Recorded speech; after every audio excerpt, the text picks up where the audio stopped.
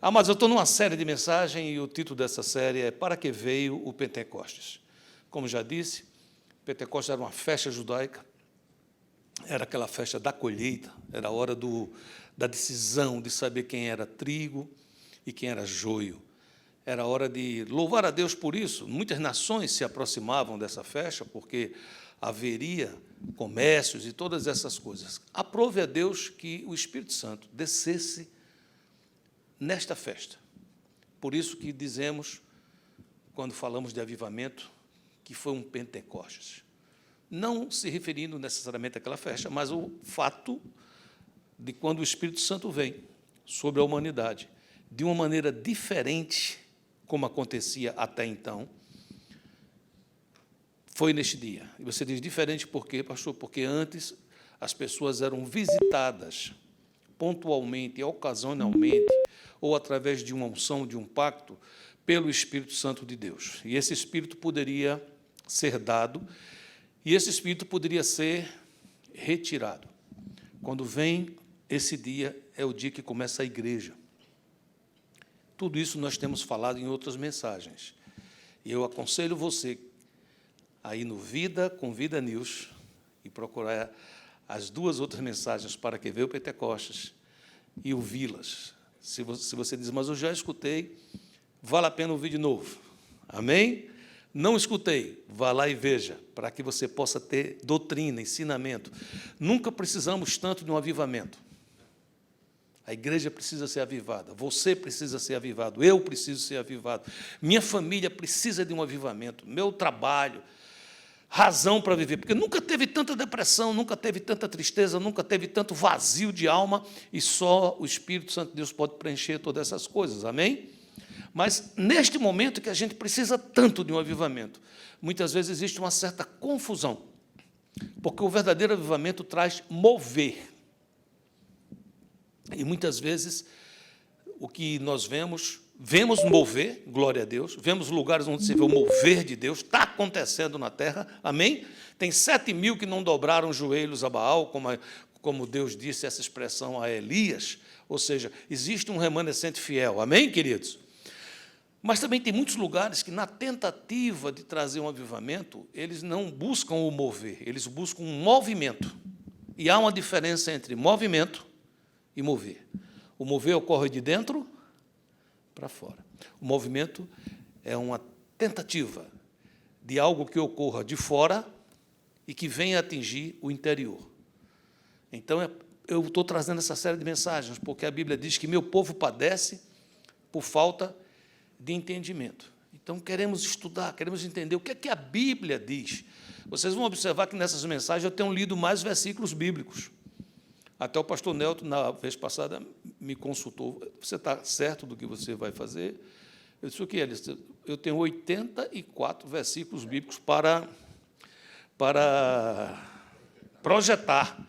Eu digo, é isso mesmo, eu prefiro que a Bíblia fale mais do que eu, não é? A Bíblia, quando fala, é uma bênção. Amém, queridos? O versículo base hoje traz um aspecto muito importante do Espírito Santo, que está em João 14, 26, que diz, mas o Consolador, diga essa palavra, Consolador. Mas o Consolador, o Espírito Santo, a quem o Pai enviará em meu nome, esse vos ensinará todas as coisas e vos fará lembrar de tudo que vos tenho dito.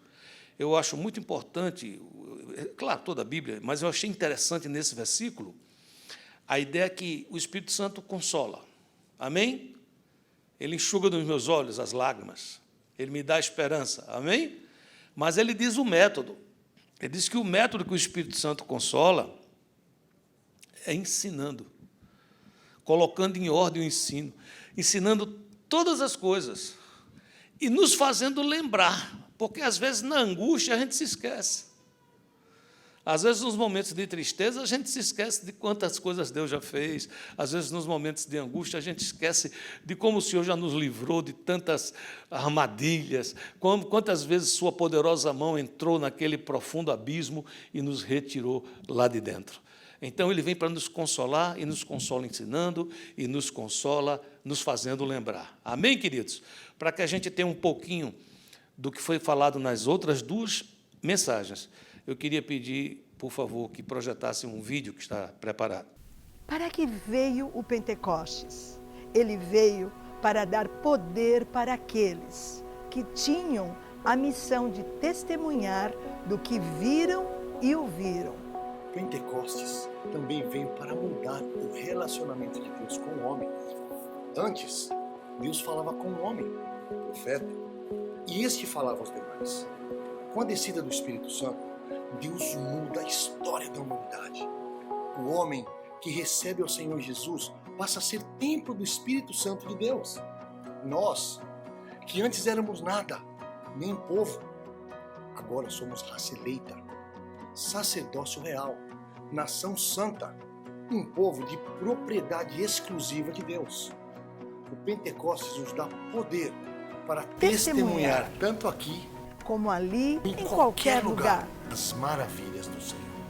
Então vamos repetir isso. Diga assim: para nos dar poder, para testemunhar, tanto aqui como ali ou em qualquer lugar. Queridos, qual era o contexto da descida do Espírito? O que é que tinha acontecido há poucos dias, quando o Espírito é derramado copiosamente sobre milhares de pessoas naquele dia? Quando a gente lembra, você vai estar de acordo que fazia pouquíssimo tempo que Jesus tinha sido crucificado. Então, o estado de espírito era de decepção. Quando Jesus diz, eu vou mandar o Consolador, porque Jesus sabia da necessidade que eles iam ter de serem ensinados e de serem lembrados de tudo o que passou, porque a dor nos faz esquecer.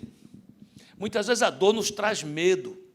Medo é um péssimo conselheiro. Todo sentimento que vem da minha carne não serve para me aconselhar.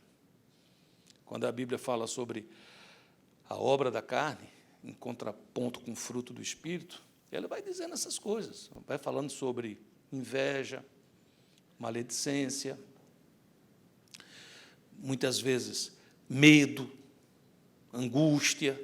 Por quê? Porque todas essas coisas, quando eu sinto e quando eu tomo uma decisão embaixo desse sentimento, as chances de eu tomar uma decisão errada são enormes, são grandíssimas. Então, lembre que quando Jesus foi preso, traído por Judas, quando Jesus é crucificado, apenas João, o mais novo dos apóstolos, comparece na crucificação com a mãe de Jesus, com Maria. Pelo menos temos esses nomes sendo citados nominalmente pelo Senhor Jesus. Todos os demais se ausentaram desse lugar. E você diz, por quê, pastor? Eles estavam com medo, eles estavam frustrados, eles estavam decepcionados.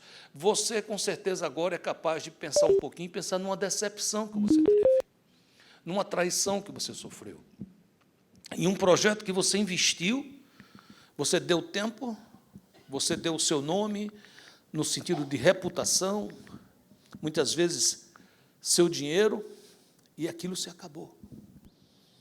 E aquele sentimento imediato é um sentimento de muita frustração, de muita tristeza. É como quem diz, e agora, o que é que eu vou fazer? Quantas vezes nos sentimos abandonados, cônjuges que são abandonados por outros, amigos que são abandonados por outros, sócios que são enganados por outros. Quantas vezes na vida passamos por isso?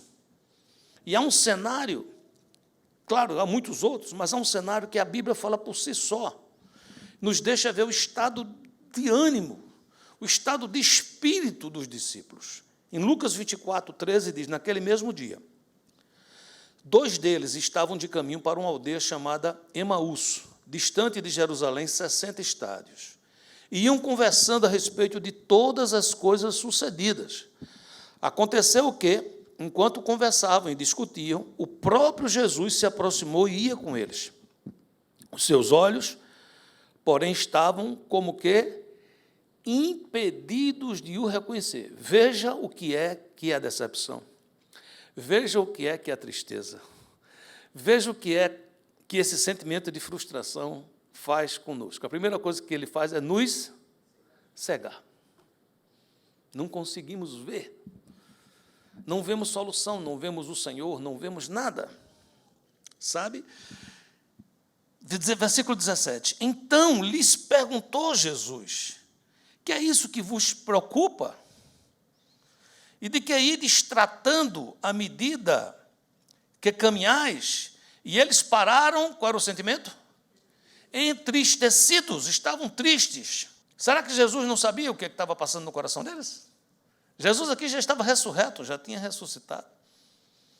Se antes Jesus já tinha poder, ele agora está embaixo daquela palavra que ele mesmo disse: todo poder me foi dado no céu e na terra.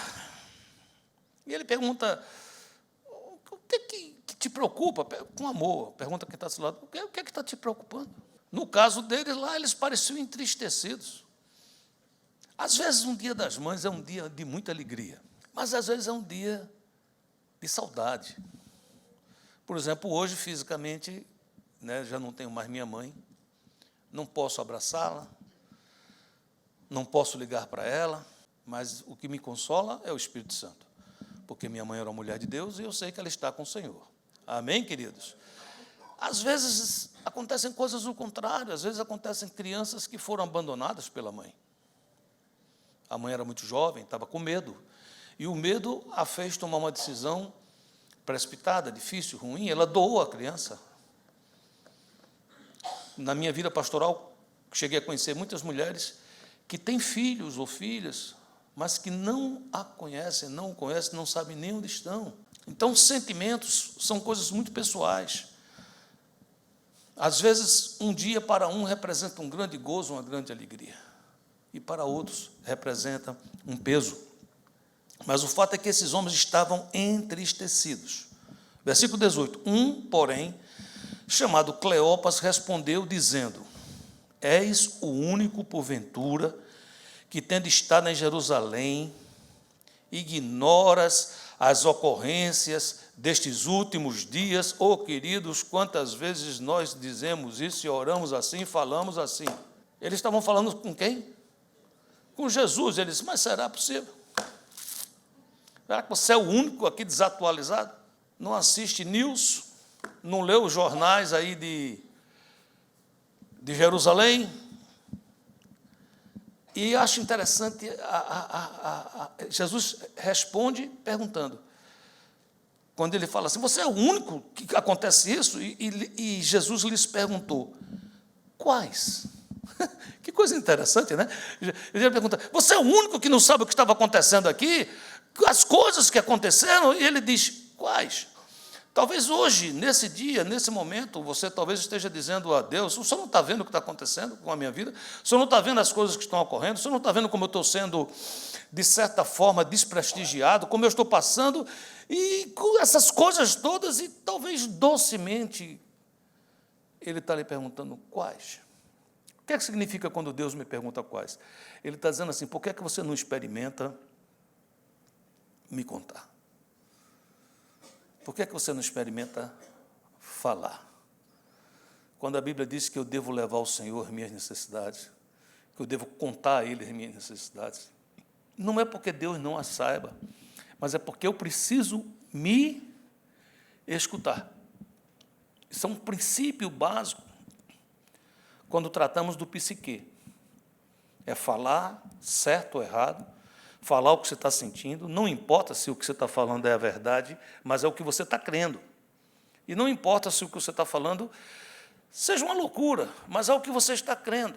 Você lembra que quando Deus fez uma sessão de psicanálise com o profeta Elias, ele levou ele para um local tranquilo e ele pergunta a Elias: o que é que você está fazendo aqui, Elias? Ora, Elias podia ter dito: você mandou um anjo me buscar lá no Zimbro, no deserto lá, me trouxe para cá, e agora você pergunta: o que é que eu estou fazendo aqui?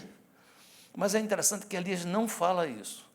Elias começa a abrir o seu coração. Elias diz, eu fiquei sozinho dos profetas do Senhor. O Senhor me abandonou. O Senhor não viu quando eu passei por aquele trauma. O Senhor não viu quando eu passei por aquela dificuldade. O Senhor não esteve presente quando eu mais precisei. E é interessante que Deus diz, agora vamos falar isso de outra maneira. Procura a minha face. Como é que eu vou procurar a face? Você não vai conseguir resposta se você continuar sem ver. Você não vai conseguir resposta se você continuar cego. Esses dois homens que estavam aqui, esses dois discípulos, não estavam conseguindo ver. E você diz, mas como é que eu faço para ver, pastor? Qual é o primeiro princípio de ver? Fale. Abra o seu coração. E quando Jesus pergunta quais, aqui diz que explicaram. Eles explicaram o que aconteceu a Jesus, o Nazareno, que era varão o quê? Profeta, poderoso em obras e palavras diante de Deus e de todo o povo. E como os principais sacerdotes e as nossas autoridades o entregaram para ser condenado à morte e o crucificaram. Ora, nós esperávamos que fosse ele quem havia de redimir Israel. Mas, depois de tudo isso, é já este o terceiro dia desde que tais coisas sucederam. Eles tinham lido o jornal de sexta-feira e estavam com o jornal de sexta-feira. Jesus morreu, foi crucificado. Não tinham comprado ainda o vespertino de domingo, que estava escrito com letras garrafais. Ele venceu a morte, porque a morte não pôde contê-lo, ressuscitou, vive e reina. Eu não vou pregar sobre esse trecho é um trecho base, guia, para que a gente possa entender como fica o nosso ânimo. Porque essa história termina bem. Eles continuam conversando com Jesus.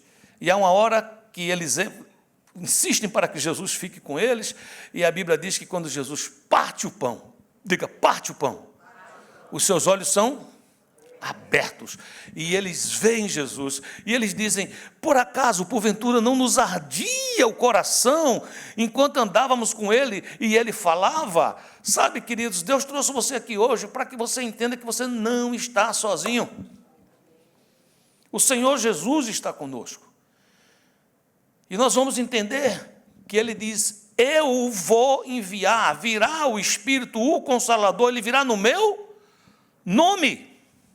Porque enquanto isso não ocorre, enquanto o pão não é quebrado, enquanto o pão não é rasgado, enquanto o coração não é aberto, o meu corpo não se abre para falar, enquanto eu fico dentro de uma caixinha, o próximo passo é desistir dos sonhos. Eles disseram aqui, ora, nós esperávamos, mas não deu certo.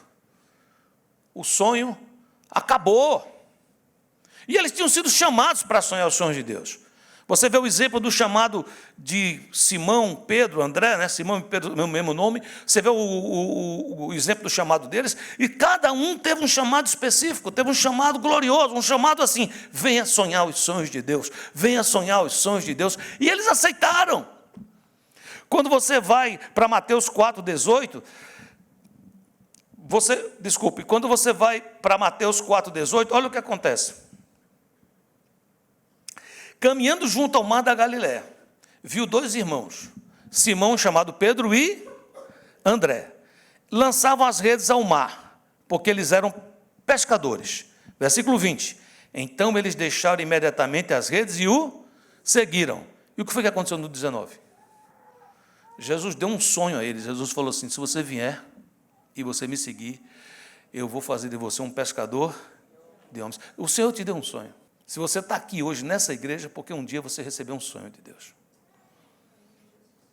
Mas sabe, queridos, quando a decepção veio, eles desistiram dos sonhos. Em João 21, versículo 2, estavam juntos Simão Pedro, Tomé, chamado Dídimo, Natanael, que era de Caná da Galiléia, os filhos de Zebedeu e mais dois de seus discípulos. Disse-lhe Simão Pedro, vou pescar. Disseram-lhe os outros, também nós vamos contigo. Saíram e entraram no barco. E naquela noite, o que foi que deu? Nada apanharam. Qual era o estado de ânimo desses homens? Desanimados, frustrados. Eles foram convidados, deixem essas redes, eu tenho outra coisa para você, mas agora parecia que não dava certo, agora era hora de desistir. É quando eu recebo uma missão do Senhor e eu começo a fazer aquela missão, mas as coisas não ocorrem como eu espero, aí eu então desisto. E é incrível, porque na desistência não tem fertilidade. Nada apanharam. Nada apanharam. É importante entender que tudo começa quando a gente começa a cair em si, cair em nós, entrar no nosso ser e buscar o seguinte: se teve uma falha, se teve problemas, eu estou achando que essa falha aconteceu fora. Foi culpa de alguém. Foi a culpa do meu pastor, do meu líder, foi a culpa do meu chefe, foi a culpa do meu cônjuge, foi a minha esposa, foi meu esposo, foi a culpa de alguém. Mas não há cura aí. Não há cura nesse lugar. A cura começa quando eu começo a entender assim, o que foi que eu fiz, o que foi que eu colaborei, o que foi que eu deixei de fazer para hoje estar acontecendo o que está acontecendo. O nome disso é arrependimento. Mateus 26, 75, então Pedro se lembrou da palavra de Jesus, que Jesus lhe dissera: antes que o galo cante, tu me negarás 3 vezes. E saindo dali, ele chorou amargamente. Mas é tão incrível, queridos, porque o Senhor Jesus não desiste de nós. Coloca a mãozinha assim no seu coração e fala assim: Jesus nunca desistiu de mim. Pode crer nisso com todas as suas forças. Quando Jesus ressurge, quando Jesus está aí ressurreto, dentre os mortos, completamente cheio de poder, e Jesus chega e pega todos eles no flagra. Diz, como é que é pegar no flagra? Pega eles fazendo a atividade que ele tinha pedido para eles deixarem de fazer. Porque o problema não é sempre pecado. O problema é quando eu volto a fazer o que ele pediu que eu deixasse de fazer. Está entendendo, sim ou não? E quando Jesus se aproxima deles, em João 21, versículo 5, perguntou-lhes Jesus: filhos, tendes aí alguma coisa de comer? Eles responderam o quê? Não. Eles pegaram o quê? Nada. Então lhes disse: lançai a rede à direita do barco, e achareis. Assim fizeram. E já não podiam puxar a rede, tão grande era a quantidade de peixes. Dá aí uma cutucada em quem está falando. Desanima não, querido. Ele está na beirinha do mar, diga.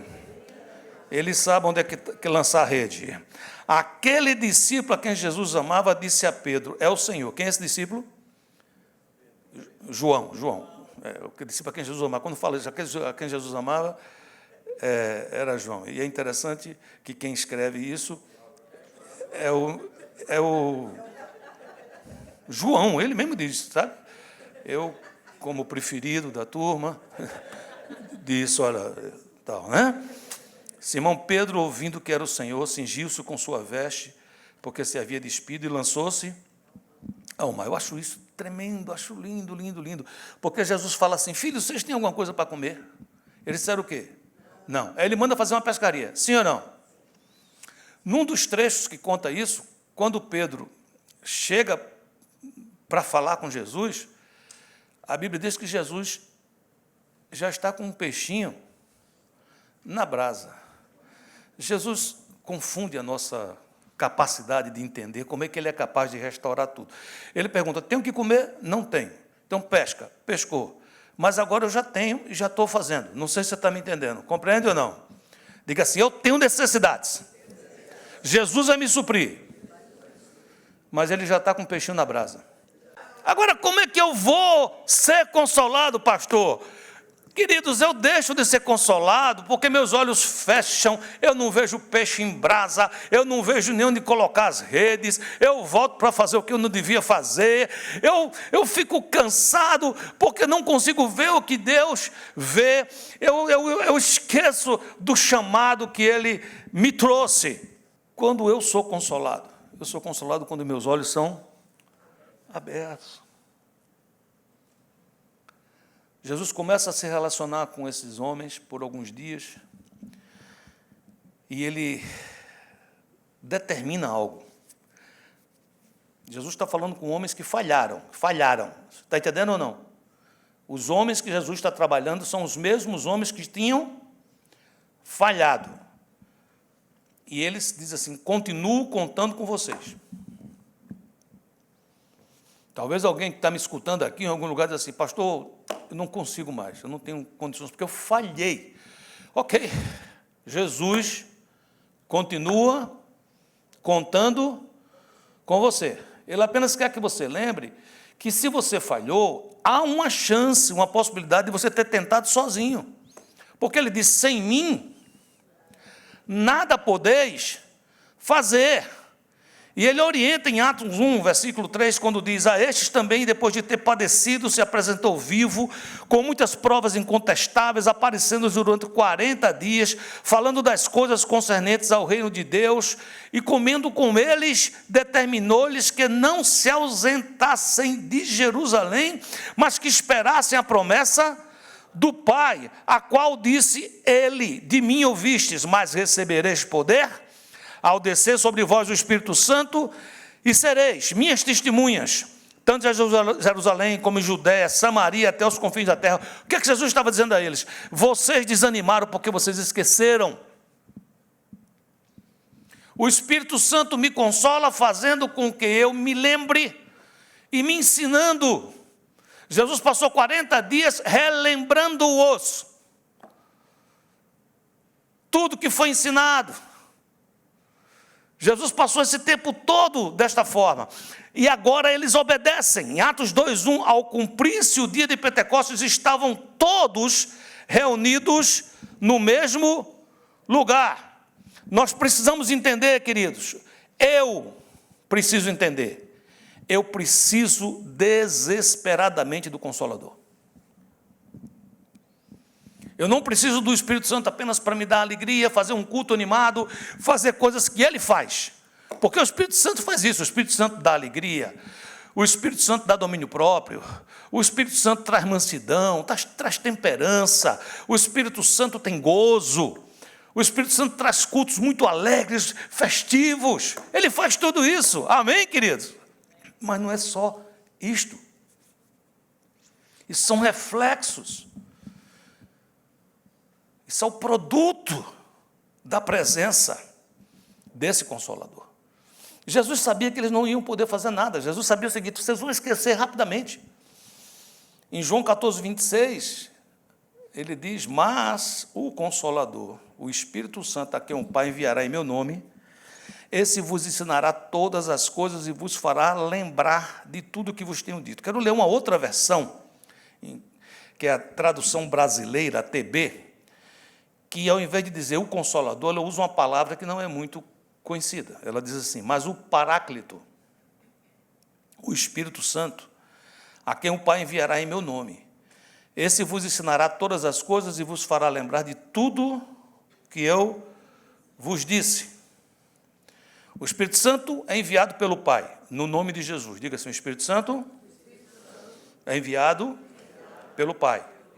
No nome de quem? De Jesus. Jamais veio e nem virá em outro nome. Você diz: por que isso é importante, pastor? Porque existem doutrinas, falsas doutrinas, que fazem invocação de mortos, que chegam a dizer que o Espírito Santo aparece e faz e acontece. Não tem como o Espírito Santo estar num local sem ser enviado pelo Pai e no nome de Jesus. 1 João 2,20. Porém, sobre vocês, Cristo tem derramado o Espírito Santo. Não há ação do Espírito Santo sem Cristo. E por isso todos vocês conhecem a verdade. Eu acho impressionante receber o Espírito, ser cheio do Espírito. A primeira reação que eu tenho, que me consola, que me conforta, que me dá forças, é conhecimento da verdade. Não são dúvidas sobre a verdade, mas é o conhecimento da verdade. Isso traz paz, isso traz consolo. Ele é o nosso professor absoluto. Quando falsos mestres tentavam confundir o povo, o apóstolo João nos lembrou, porque esse é o papel dos apóstolos, esse é o papel dos pastores, serem companheiros, ajudantes do Espírito Santo de Deus. A igreja não é do pastor, a igreja é de Cristo.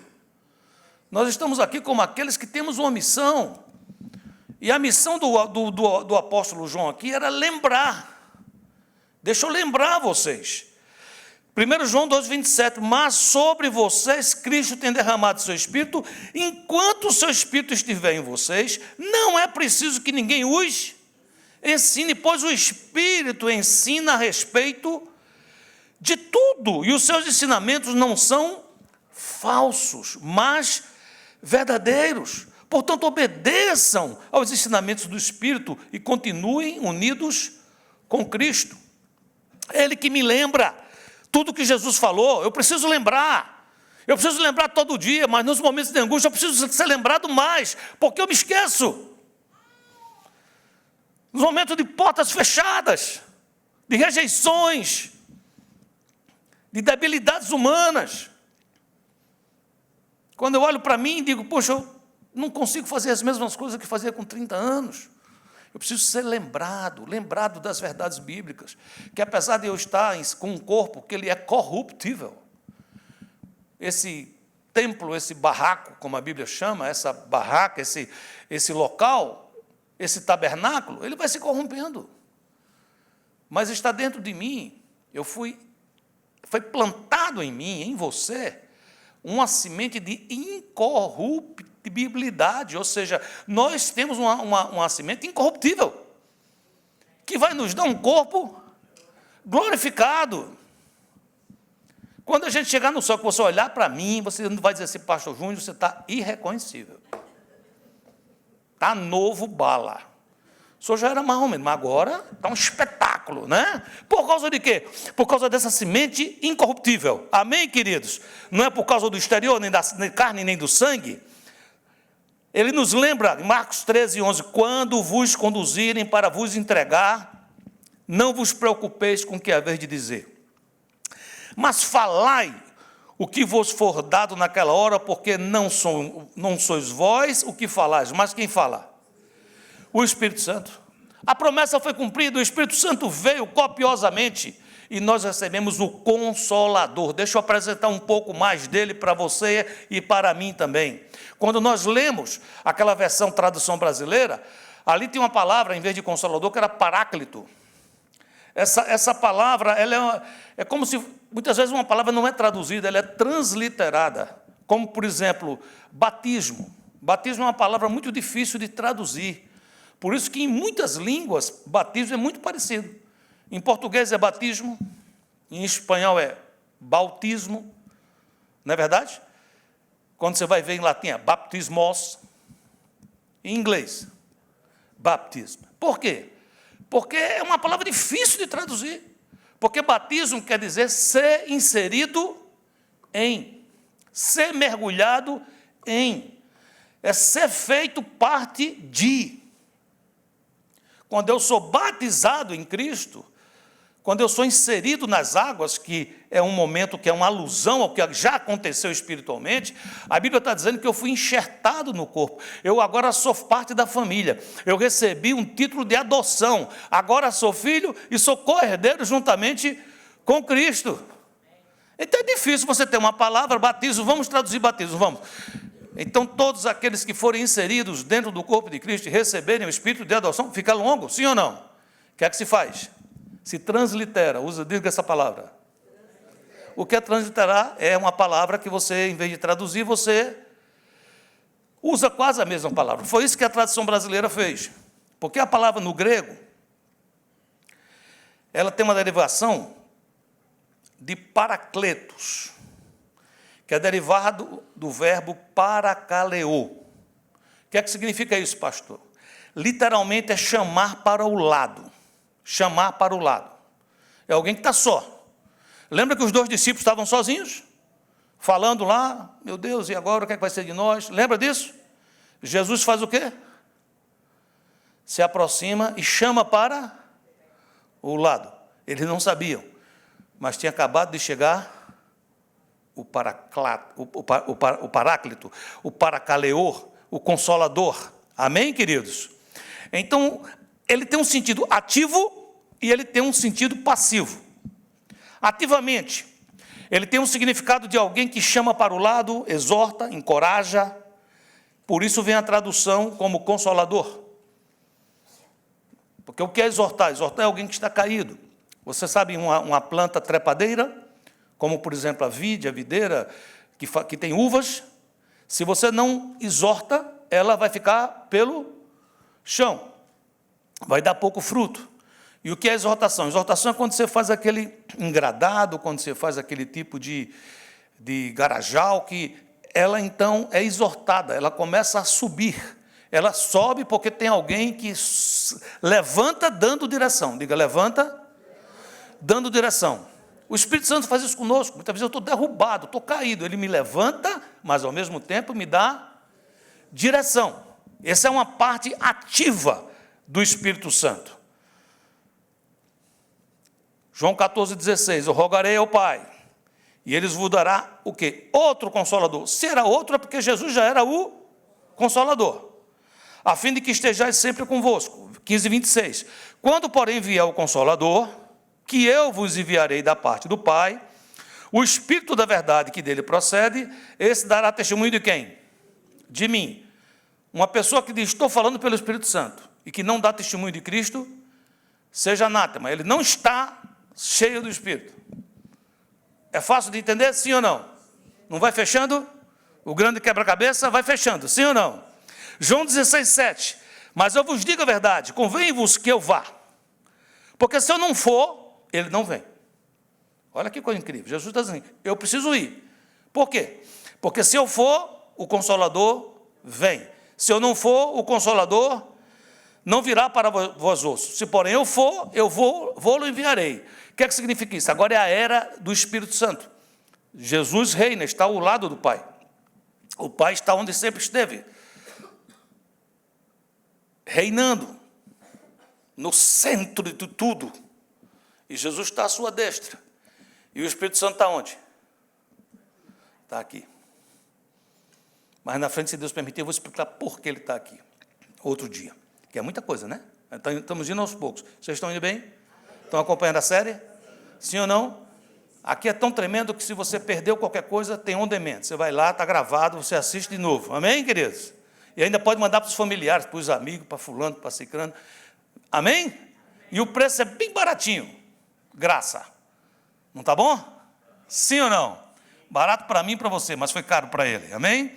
Eu já disse isso, os discípulos após a cruz passaram por um período de depressão, retorno às antigas atividades, evidenciando uma desistência de seguir o Senhor, uma desistência dos sonhos que Deus tinha prometido a cada um deles.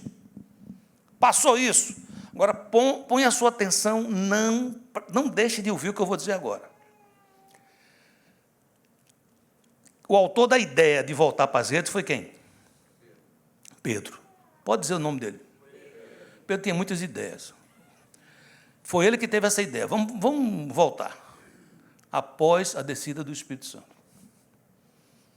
Após Pedro ser templo. Nunca mais Pedro voltou às redes. Com todo amor, diz a quem está do seu lado. Ele vai te ungir tanto. Nunca mais você vai voltar às redes. Nunca mais você vai desistir dos seus sonhos. Esse é o estilo, é o lado ativo do Espírito Santo. Ele exorta, ele levanta. Amém, queridos? Ele consola, ele diz, vamos de novo, não desista. O justo, ainda que caia 7 vezes, não ficará prostrado. Amém? Mas tem um lado passivo, que ele age passivamente. Como é que é o lado passivo, pastor? Quando o Espírito Santo age passivamente, tem um significado de alguém que se coloca ao lado de outro num tribunal. É um advogado de defesa. Você diz, agora não entendi, porque João diz, E Jesus é o nosso advogado, né? Ele diz: filhinhos, essas coisas vos escrevo para que não pequeis, né? Porque João tem esse estilo. Olha, filhinho, a regra é não peca. Não peca não, que é ruim que só. Faça você de Deus, lhe desanima, lhe frustra, você perde tempo, fica mais tempo no deserto, não peque. Mas João é João, né? Aí ele diz: mas,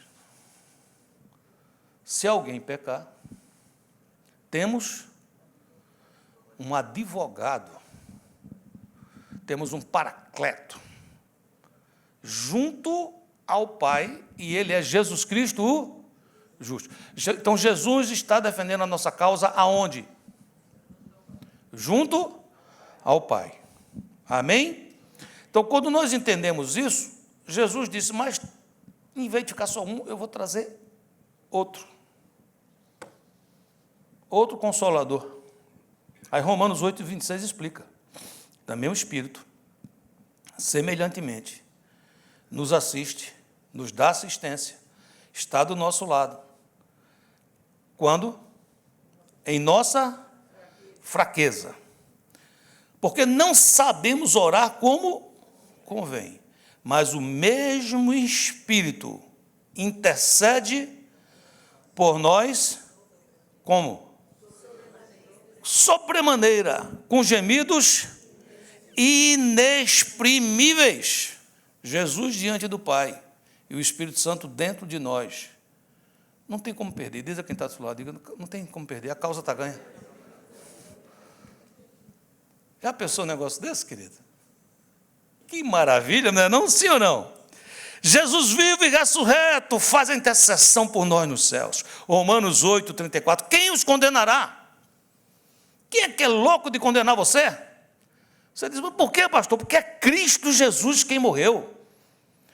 Ou antes, quem ressuscitou, o qual está à direita de Deus e também intercede por nós. Temos intercessor junto ao Pai. Temos Jesus Cristo, temos o Santo Espírito de Deus. Mudanças reais, queridos, não acontecem normalmente em festas. Mudanças reais, normalmente, você fala: por que normalmente? Porque deve ter uma exceção. Eu nunca gosto de fechar, porque tudo é possível, sim ou não? Eu me lembro de um testemunho que eu escutei de um puxador de samba, que tinha uma mãe que era evangélica e orava, uma avó que era evangélica e orava. Olha, mulher evangélica orando é um perigo. Quando uma mulher de Deus se ajoelha, menino, é mais poder do que aquela bomba atômica que ainda vão inventar. E ele, puxador de samba, só no gogó, e ele disse que quando entrou na Sapucaí, que pegou o microfone e começou a cantar lá o samba enredo, veio uma luz sobre ele e ele viu Jesus, e ele entrou uma pessoa e ele saiu outra. Mas isso não é todo dia, né? Isso é uma exceção, sim ou não? Normalmente, as grandes mudanças acontecem nas crises. As grandes amizades, elas acontecem após sobreviver a um ferro com ferro. Ao sobreviver a um momento de precisar de abrir o coração um com o outro. Casamento cresce na hora que tem dificuldades e se senta e se ora e diz: vamos conversar. Vamos falar. Eu errei. Te peço perdão. Reconheço isso. Aí começamos a crescer. Você entende o que eu estou dizendo? Grandes mudanças não acontecem geralmente quando recebemos um presente. Quando recebemos um presente, é bom, não é? Estou aqui, minha esposa me deu um presente, fico feliz. Dou um presente a ela, ela fica contente. Mas o presente não deveria ser para mudar ninguém, porque aí deixaria de ser presente para ser suborno, né? O presente já é uma gratidão por algo que já ocorreu antes. Você entende o que eu estou dizendo? Então, como é que eu faço, pastor, para poder passar um Pentecoste na minha vida? Nós tivemos a sequência hoje aqui. É possível que você não esteja vendo, e é preciso que seus olhos se abram. Como é que vai se abrir, pastor? Entra no teu quarto, Abre o teu coração. Fala tudo com Ele. Diga o que você não entendeu, diga o que você entendeu, diga o que você ficou triste, diga tudo. Pode acreditar que se você estiver orando errado, e é bem possível que esteja, você, por que você está dizendo que pode ser que eu esteja orando errado? O senhor está dizendo que eu não oro bem? Não, a Bíblia diz que nós não oramos como convém, não é você sozinho, eu também não oro muito bem, não. Agora, o Espírito Santo intercede por nós. É aí, queridos, que acontece o Pentecostes. O domínio do Espírito Santo. Uma coisa para você levar para casa: quem tem sido o seu paráclito? Quem tem sido o seu defensor? É o Espírito Santo de Deus ou são os seus argumentos, suas justificativas? Em quem ou em que nós temos buscado consolo e abrigo? Uma coisa que você sabe, e eu vou só te lembrar: quando nós temos um advogado, para que ele possa atuar, é preciso que você dê poder a ele. É chamado em português de procuração. Aqui é power of attorney. É um poder para atuar. Você quer que o Espírito Santo interceda por você, trabalhe por você, lute por você? É preciso dar a ele uma procuração em caráter irretratável e irrevogável. O que é que significa isso? Se eu me arrepender depois, não tem mais volta. Você dizia, às vezes a gente tem vontade de se arrepender, às vezes. Porque quando ele nos defende, passa por um processo. E às vezes, quando passa por um processo, dói. Mas o fim é bom. O fim é proveitoso.